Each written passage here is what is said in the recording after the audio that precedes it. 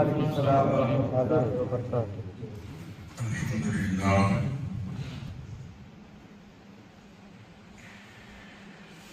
للہ رب العالمین والعاقبۃ للمتقین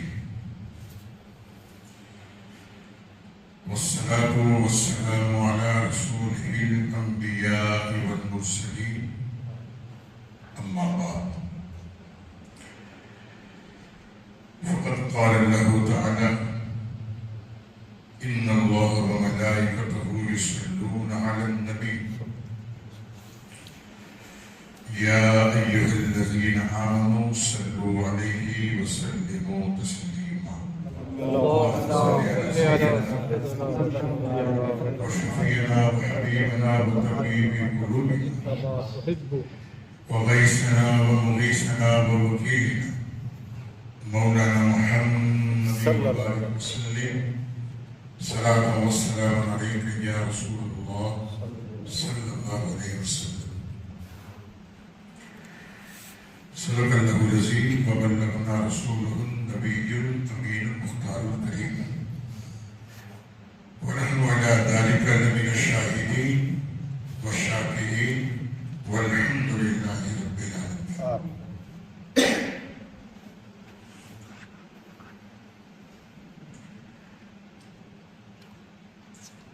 مغرب کی پہلی رکعت میں حافظ صاحب نے قاری صاحب نے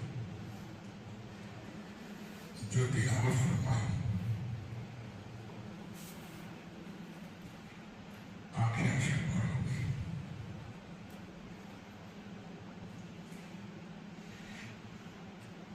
کہ خداوندی کریم کا اتنا بڑا احسان عظیم ہے کہ اللہ پاک نے ہمیں مسلمان بنایا۔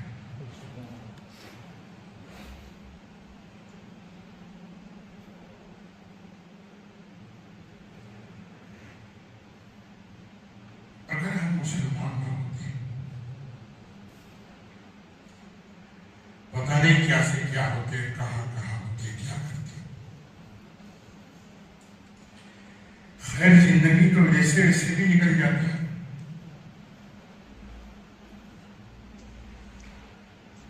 مگر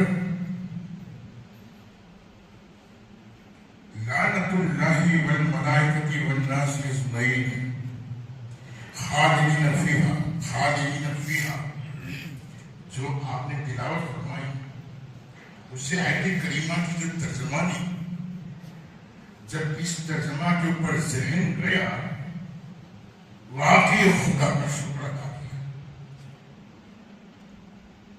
لا يخفف عنهم العذاب ولا هم ينذرون۔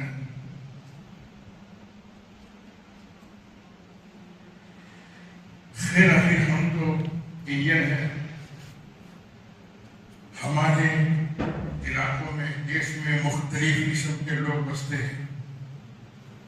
جو انڈین حضرات ہیں وہ جانتے ہیں کہ وہاں پارسی بھی بستے ہیں، گوتم بدھ بھی رہتے ہیں، غیر مسلم بھی رہتے ہیں، مسلمان بھی رہتے ہیں۔ شاید آپ کو معلوم نہیں ہوگا، جب انسان اس دنیا سے چلا جاتا ہے تو جانے والے انسان کی جو عزت، جو قدر اسلام نے کی ہے، کسی کی نہیں۔ بہت سارے ادیان ہیں، میں آپ کو بتاؤں، یہ گوتم بدھ جب ان میں کوئی بندہ اس دنیا سے چلا جاتا ہے، مر جاتا ہے، تو ان کا جو بڑا گرو ہوتا ہے اس کو خبر دی جاتی ہے، فلاں صاحب گئے۔ ان کے اصول کے مطابق مرنے والے انسان کو ایک معین میدان میں لے جایا جاتا ہے۔ ان کا میدان ہوتا ہے، جس طرح ہمارا قبرستان ہوتا ہے، ان کا بھی ایک میدان ہوتا ہے۔ वहां उसे ले जाते हैं और उसी गौतम बुद्ध का जो सबसे बड़ा महत्व होता है वो धारदार तेज चाकू लेके आता है, और जो बंदा दुनिया से चला गया उसी बंदे को उस धारदार चाकू से इस तरह चीरता है, छीलता है कि इस बेदर्दी से हम कभी ईद उल अजहा में हलाल जानवर जिसकी हम कुर्बानी करते हैं उतना बेदर्दी से, उतना हम उसके साथ भी बेदर्दी से पेश नहीं आते। इस कदर वो मरे हुए इंसान के साथ पेश आता। यहां तक उसके जिस्म की खाल, गोश्त उसी धारदार चाकू से निकालता है, निकाल के उछालता है।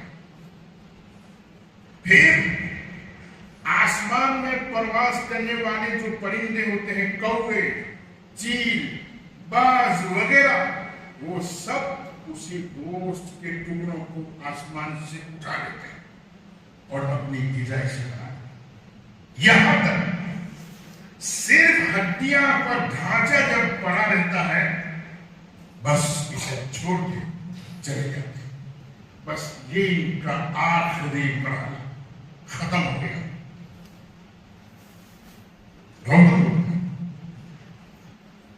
गैर मुस्लिम को देखिए, हजारों किलो लकड़ियों के बीच में इसे दबा दिया जाता है,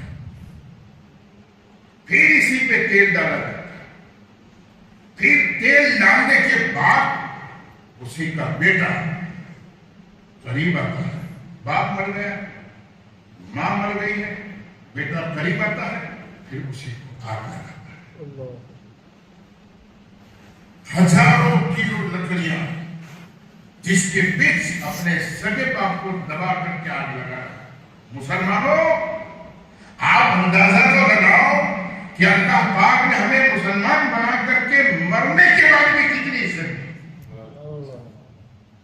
यहां तो जला दिया जाता है कि नहीं? गैर मुस्लिमों को जला दिया जाता है। पारसी, हमारे यहाँ जो कम्युनिटी के लोग रहते हैं उसकी बात कर रहे हैं, आपको देखा है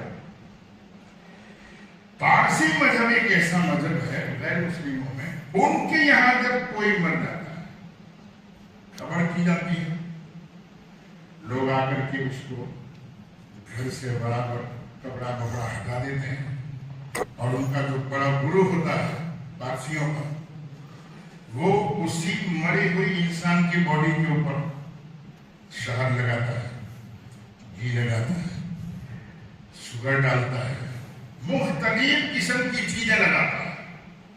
फिर इससे उठा के ले जाते हैं और जहां उनका एक कुआं बना रहता है, कुआं हमने देखा है, कुआं बना रहता है, उसके ऊपर एक इस तरीके से आधी लकड़ी रहती है, और ऐसा सिस्टम बनाया रहता है कि जो मरा हुआ इंसान है उसके साथ पता नहीं किस तरीके से इसे बांधा जाता है, और बांध करके इसे जैसे ही इसको मुआवजा कर दिया, लटका दिया गया, बस वही बॉडी धीरे धीरे खिसक के कुएं के बिल्कुल सेंटर में चली जाती है, यानी ऊंधा लटका दिया जाता है। अब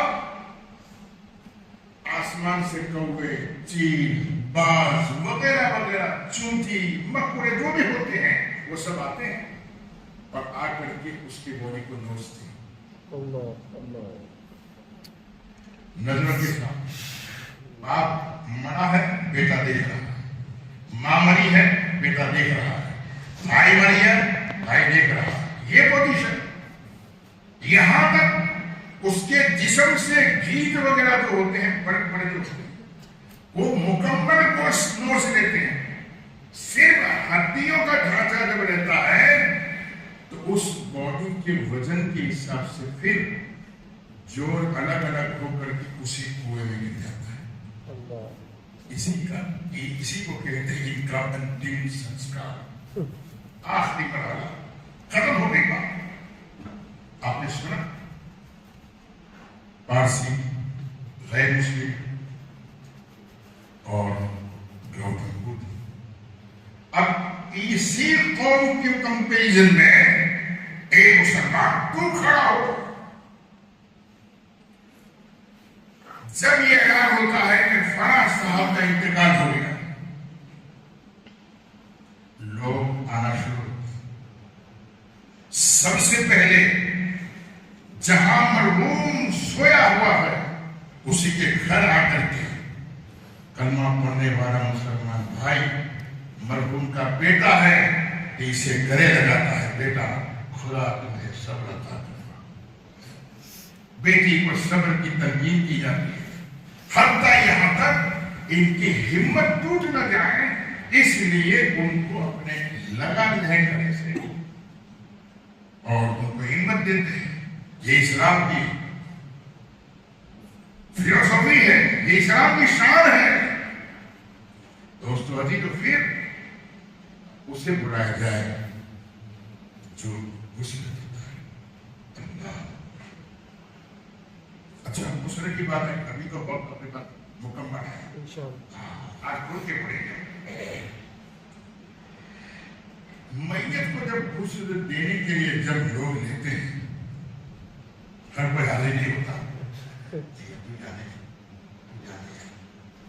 क्यों डर लगता है, अरे एक दिन ऐसा भी आएगा कोई हमें नहीं गुस्ल दे। मगर याद रखो, बस इसी पर फख्र करो कि खुदा तेरा शुक्र है कि तूने हमें मुसलमान बनाया। गुस्ल के लिए जब लिया जाता है मरहूम, तो गुस्ल देने वाले हजरत तो क्या है, गुस्ल दे देते हैं जिस तरीके से दिया जाता है, मगर बॉडी की सफाई कोई नहीं करता है। नहीं,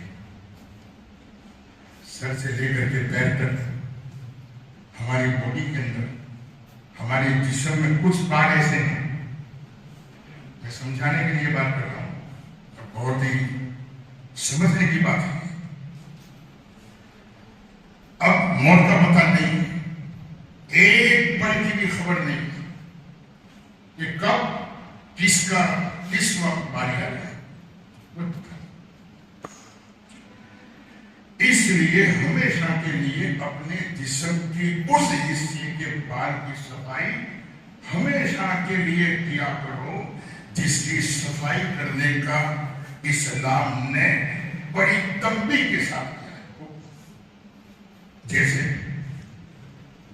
दोनों बगलों के बाल, नाक से लेकर के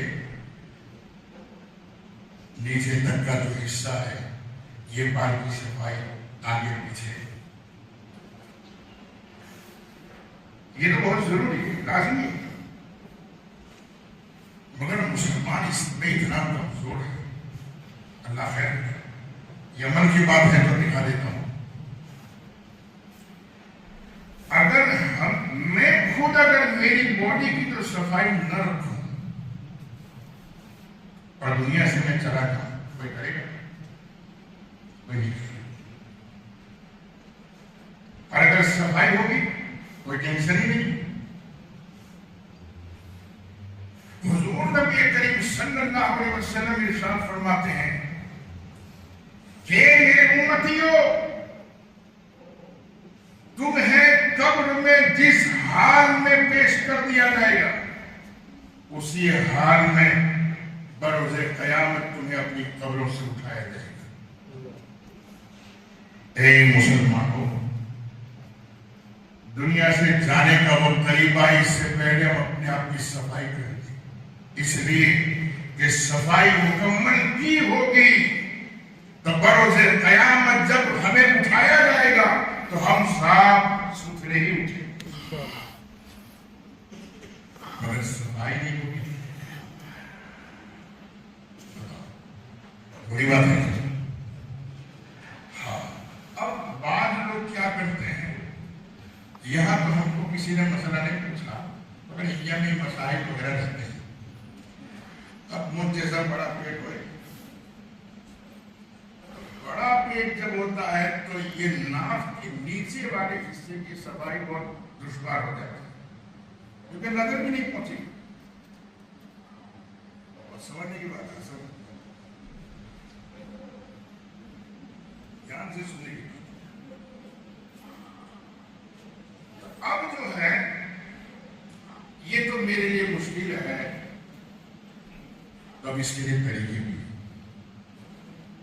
ایسا صابن بھی بنا ہے، ایسا اسپرے بھی بنا ہے، ایسا لوشن بھی بنا ہے، اور دیگر ساری چیزیں آپ جانتے ہیں. پھر بھی اگر محال ہے تو قرآن مجید میں اللہ پاک نے فرمایا ہن لباس لکم وانتم لباس لہن، تمہاری بیوی یہ تمہارا لباس ہے، تمہاری بیوی کے لیے تم خود اس کا لباس ہے. اگر تمہارے لیے صفائی محال ہو، مشکل ہو، تو آپ یہ کام اپنی شریک حیات سے بھی کروا سکتے ہیں. اجازت ممنوع نہیں ہے، مگر صفائی لازم ضروری ہے، کیونکہ قیامت کے دن صبح اٹھنا ہے. اب جیسا جائیں گے ویسا اٹھیں گے.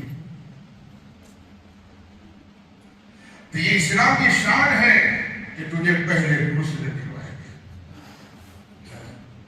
پھر سفید کپڑے میں تجھے لپیٹا گیا.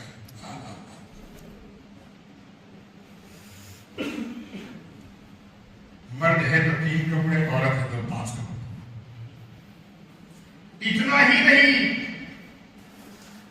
اے مسلمان تجھے دلہے کی طرح سجایا گیا. آنکھوں میں سرما، سر پہ خوشبو، تیرے چہرے پر کافور، تیرے بدن کے اوپر خوشبو.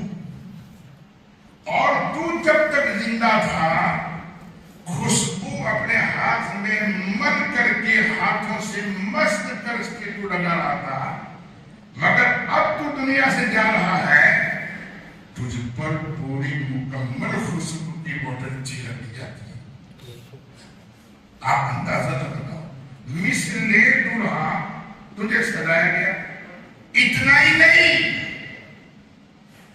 بلکہ عزت و احترام سے تجھے اٹھایا گیا اور تجھے جنازے میں سلایا گیا. جنازے میں سلانے کے بعد پھر تجھ پر ہاتھ بلند کر کے فاتحہ پڑھائے گئے، دعائیں کروائی گئی. الہ العالمین تیرا بندہ تھا، دنیا میں زندگی جی چکا، اب دنیا سے چلا گیا ہے. اس کی خوبیاں، اس کی خامیاں، اس کی نیکیاں، اس کے گناہ بڑے چھوٹے مولا تو جانتا ہے. تو رحیم ہے، تو ستار ہے، تو غفار ہے، اس پر رحم کر. دعا کرتے پھر تجھے کاندھے پہ اٹھایا. کیا اسلام نے عزت دی، کاندھے پہ اٹھایا اور کاندھے پہ اٹھا کر کے پھر تجھے آگے بڑھایا گیا. یہاں تک معین جگہ پر لے جایا گیا، جنازہ رکھوایا گیا، امام صاحب کو بلایا گیا اور لوگوں نے تیری نماز جنازہ پڑھی، جس کو کہتے ہیں دعائے میت. مسلمانوں سچ بتاؤ، اسلام نے کتنی شکتی ہے کسی اور مذہب میں اتنی عزت؟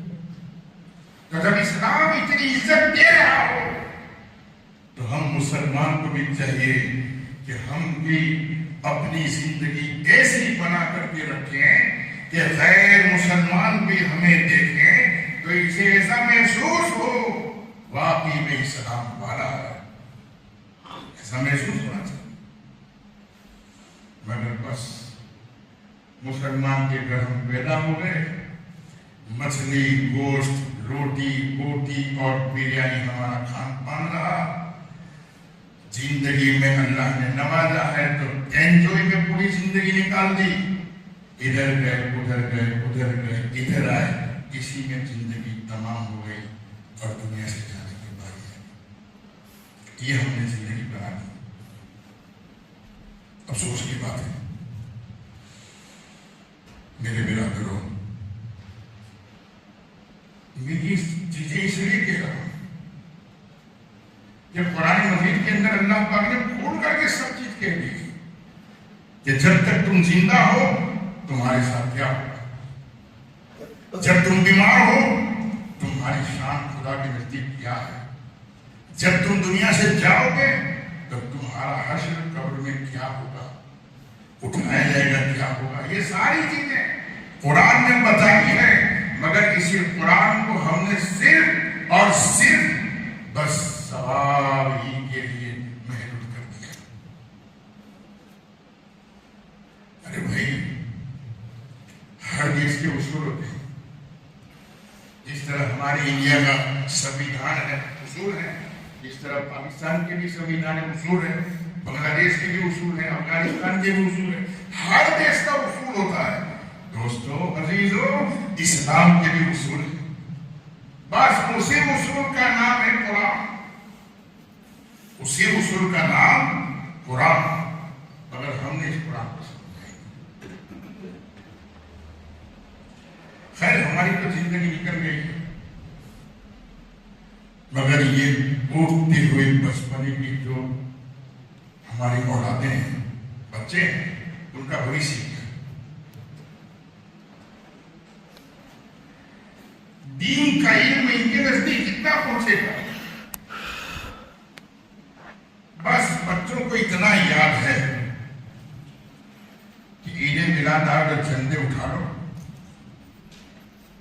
گھومنا پھرنا شروع کرو، اچھا کپڑا پہنو، اور جب کھانے کا وقت ہے کھائے، اور کھا کر کے پھر خوشحالی کے ساتھ اپنے گھر لوٹ جاؤ، بس بچوں کو اتنا ہی یاد ہے۔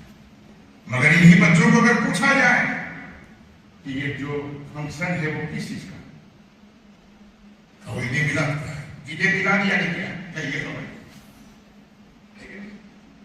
یہی حال ہے، اس سے زیادہ مزید ان کے پاس کوئی علم ہی نہیں ہے، کیونکہ ہم نے دھیان بھی نہیں دیا۔ ہم کمانے میں رہے، بچوں کو ہم نے پڑھائی کے لیے بھیج دیا، بچے جیسا ویسا پڑھے لکھائے، جو کچھ ہوا ہوا، ہم روٹی میں پڑے اور پتہ نہیں ہوا اپنی کسی اور چیز میں پڑے۔ زندگی میں تمام ضرورت ہے دین کے علم کی۔ دوستو عزیزو، معاف کیجیے، برا مت لگائیے، سچی بات تھی اس لیے میں نے کہا، مجھے درد ہے، ہم چاہے رہے یا نہ رہے، مگر یہ ہمارے الفاظ، ہماری یہ آواز تمہارے کانوں میں گونجے گی کہ آیا تھا کہنے والے نے سچ کہا تھا۔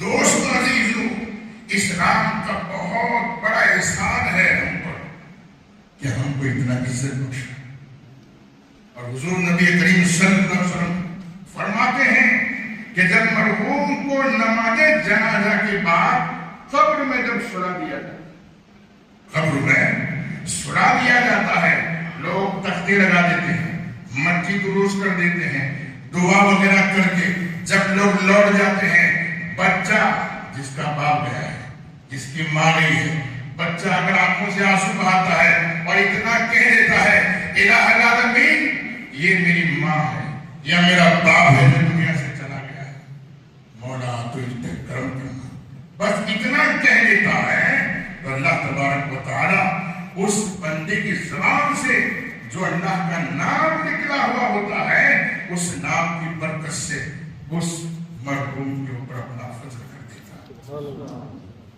نظر اولاد ہیں تو کم از کم اولاد کو ایسا تو سکھاؤ، یہ ایسی تو بات دکھاؤ کہ ہم جب دنیا سے جائیں تو ہماری اولاد صرف اتنا کہہ دیں، یا اللہ میرے باپ پہ رحم کرنا، میری ماں پہ کرم کرنا، بس اتنا تو کہہ دیں۔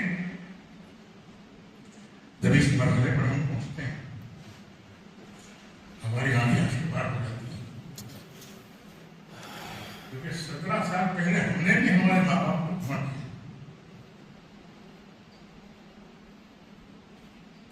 اور آپ یہ تصور نہیں کرنا کہ ماں باپ دنیا سے چلے گئے ہیں تو ان کی روح تمہاری طرف توجہ نہیں دیتی، یہ کبھی بھی تصور نہیں کرتا۔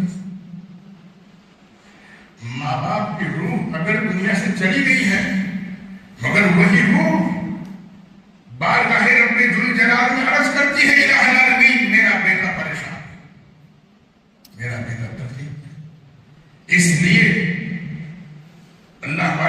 ترغیب دلائی کہ جب بھی تمہارے پر کوئی مصیبت آئے ادھر ادھر مت بھاگو، تمہارے مرحوم ماں یا تمہارے مرحوم باپ کی قبر پہ چلے جاؤ اور جا کر کے اپنے مرحوم ماں باپ سے اپنی شکایت کرو، عرض کرو میری ماں میرے ابا بہت پریشان، کوئی راستہ نظر نہیں آتا، میرے حق میں دعا خیر فرما دے، قسم خدا کی تم یہ سمجھتے ہو کہ ماں باپ دنیا سے چلے گئے، تم کی روح تمہاری طرف ہمیشہ یہ توجہ دیتی، یہاں تک کہ وہ بارگاہ الہی میں دعا میری بات رات کے 10:30 بجے میں میرے قبرستان میں میری ماں کی قبر پہ گیا، میرے باپ کی قبر پہ گیا، جا کر کے میں کہا میرے والدین سے انگلش نہیں آتا مجھے، بمبئی کبھی دیکھا نہیں ہے، یہاں تک کہ ریلوے کی گاڑی کی ٹکٹ بھی ہم نے کبھی ریلوے اسٹیشن سے نہیں کری، اور جا رہا ہوں ساؤتھ افریقہ، ماں پہنچوں گا تو کیسے پہنچوں گا، اس لیے مجھے تو زبان نہیں آتی، کون کیا بولے گا کون کیا پوچھے گا، قسم وحدہ لا شریک مسجد میں بیٹھا، میرے گھر سے جہاں سے میں نکلا، جہاں مجھے جونسبرگ پہنچنا تھا، وہاں تک اللہ کے فضل سے مجھے کسی نے کچھ نہیں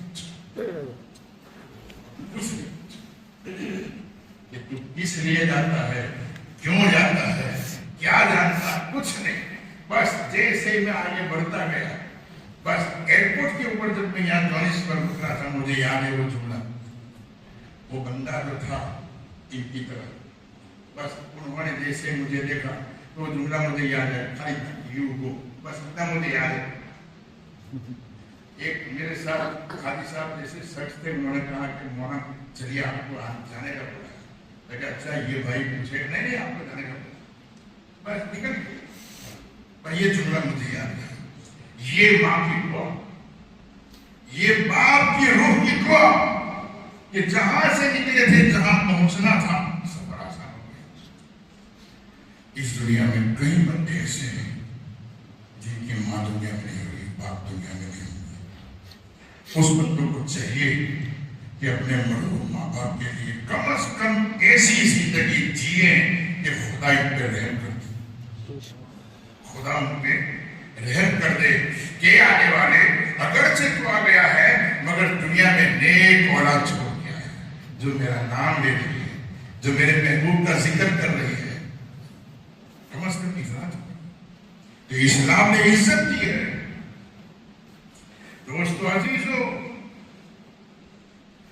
سب کچھ ہوتے ہوئے بھی اگر ہم یہ بہانہ کریں کہ قرآن سمجھنے کا علم ہمارے پاس نہیں ہے،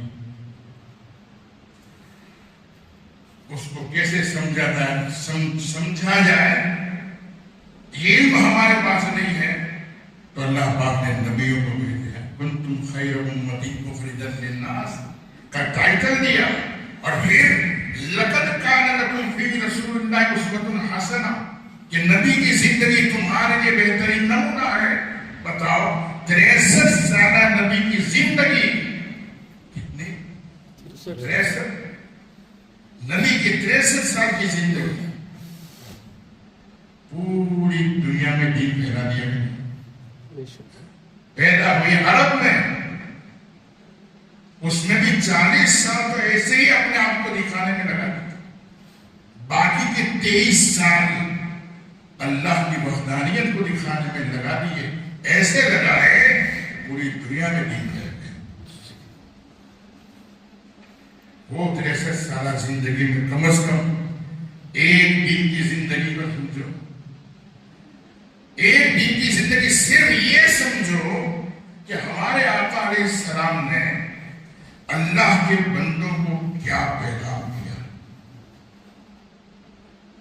اللہ کے نبی سرور کونوں کا صلی اللہ علیہ وسلم نے اللہ کے بندوں کو سب سے پہلا پیغام دیا تو وہ پیغام محبت کا دیا، محبت کا کہ قریب قریب رہنے والوں، ایک مل جل کے رہنے والوں، کوئی تمہارا دشمن نہیں ہے، سب تم اپنے بھائی بھائی، مل جل کر کے رہو، محبت کا پیغام دیا۔